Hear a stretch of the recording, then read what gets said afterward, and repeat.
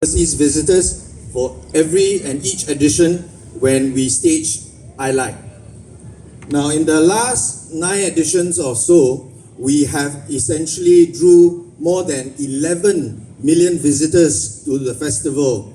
Of course, the number varies from year to year, but that's that magnitude in terms of how the festival has evolved. It has grown over the last 9 editions, and we are looking to the 10th edition this time round. Now, in terms of the light art installations that we have curated and exhibited as part of the festival, there has been more than 200 light art installations that we have showcased. So I think it's no small feat, and when we look back, I think it's something that the organizing team, URA, as well as our partner producing this festival, PICO, I think it's something that we are very proud of. This slide gives you a snapshot of some of the very unique, very interesting light art installations that we have seen in the last 9 editions. Now, I'd like to recap a little bit of what iLight Singapore is all about. It's really Asia's leading sustainable light art festival. I think what we want to do is to be able to activate Marina Bay and neighboring precincts in the city center with the aim to generate buzz and vibrancy for the city, and to allow the public and the community to be able to experience not just the beautiful and delightful artworks that are presented each year, each edition, but also experience different activities and programming that complements the artworks whenever we stage iLight Singapore.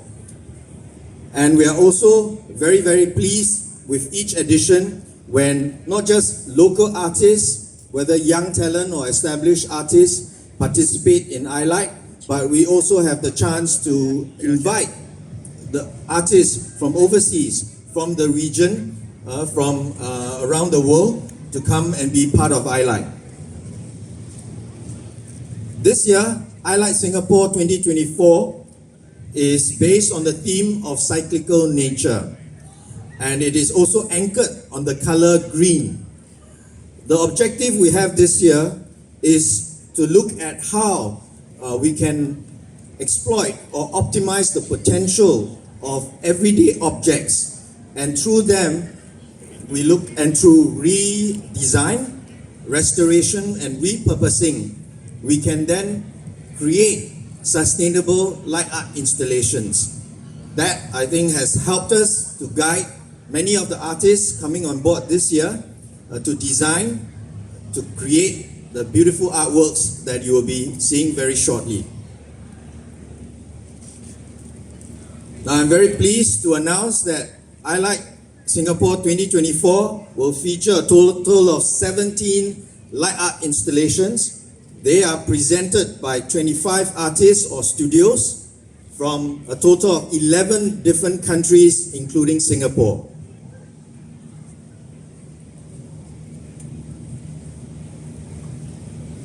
Right, so the slide here gives you a visual snapshot of what you can expect to see later on, but nothing beats you being up close with many of the artworks when you go on the guided tour. So stand by, hold back your excitement a little bit, and we'll show you what you can really see this year. And through you, we hope to reach out to the public and invite them to join us for this year's festival. Now, this year, we continue to look at how we can introduce new ideas, expand the festival footprint. Last year, iLight went beyond Marina Bay, and we went to South Beach, we went to Millennium Walk as satellite sites for the festival. Artworks were presented there as well, and we were able to draw visitors to these satellite sites. This time round, we have also expanded to Tanjong Pagar for the first time, and there will be a total of 3 artworks that we will be presenting at Tanjong Pagar. And this is done in partnership with the Discover Tanjong Pagar Pilot Business Improvement District. Now, this is a precinct association that is made up of 7 stakeholders located within the Tanjong Pagar precinct, and they are property owners, building owners, as well as hotels and malls that's operating within the Tanjong Pagar area. So very, very appreciative of them coming on board to make the festival even more exciting for all of us. Now, the festival, like I said earlier, is not just about showcasing light art installations. It comes with a lot of complementary activities, programming, and fringe programs. Now, first, I'd like to share a first for us as well. Conscious Festival is collaborating with us, with iLight, for the first time. Now, this, I will elaborate a little bit more in a short while, but just a quick overview of the key programs for this year. Then, of course, we have the Light Forum. This is a few talks and forums that we organize as part of iLight, where we get artists as well as industry, subject matter experts to share their knowledge and their expertise and engage the participants in conversation about light, about art, and so on. We also have the Community Green Market. As part of the collaboration with Discover Tanjong Pagar, there will be this market featuring very interesting store operators at Tanjong Pagar. Again, I will share a little bit more shortly.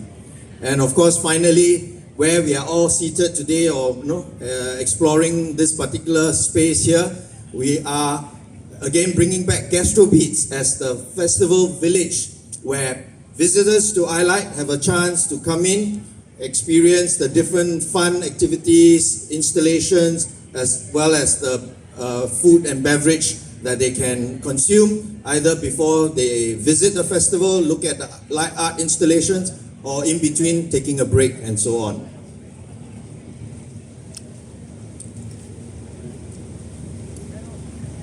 So the Conscious Festival, Green is the New Black is the team that we are working with to present the Conscious Festival. For some of you who may be familiar with what they have been doing, really it's a community of strong advocates that look at humanity's future, and this is where we try to focus on the topic of sustainability.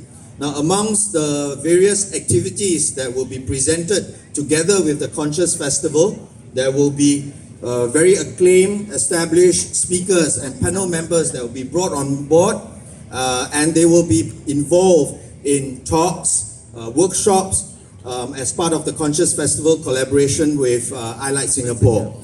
Also, there would be music performances as well, and even an eco marketplace, an outdoor eco marketplace. So many very interesting activities to look forward to. Now, Gastro Beats, I think this is a key highlight for iLight Singapore. Obviously, we're talking about the food, the drinks here, but what's important this year, aligning with the very important advocacy for sustainability, the F&B vendors this year in Gastro Beats are looking at offering sustainable food options. We have vegetables coming from organic farms, locally produced buns that's packaged together for people to try it out. We also have a very interesting option that I like to share. Have you ever tried jackfruit that serves as a meat alternative? Well, somewhere amongst the F&B vendors, you'll be able to give that a shot if you're game for that. Of course, I think earlier on, as we were getting ready to start the media briefing, we have nice music performances by very talented young men and women. So that will continue to be part of the programming throughout the iLight Singapore festival period. Okay, I mentioned just now there will be a light forum. This is a conversation, a dialogue that we will be having. We're inviting artists that's part of iLight this year. We'll be inviting experts in the field of sustainability, as well as lighting specialists to talk about different aspects of light and art. So that's scheduled. More information can be found on our website for those interested to sign up. Also, for the first time this year, we have worked with the two river cruise operators, Singapore River Cruise as well as Waterby, to introduce a short shuttle service that is going to ply between Clifford Pier, the landing point over that side, across the bay, to the bayfront side.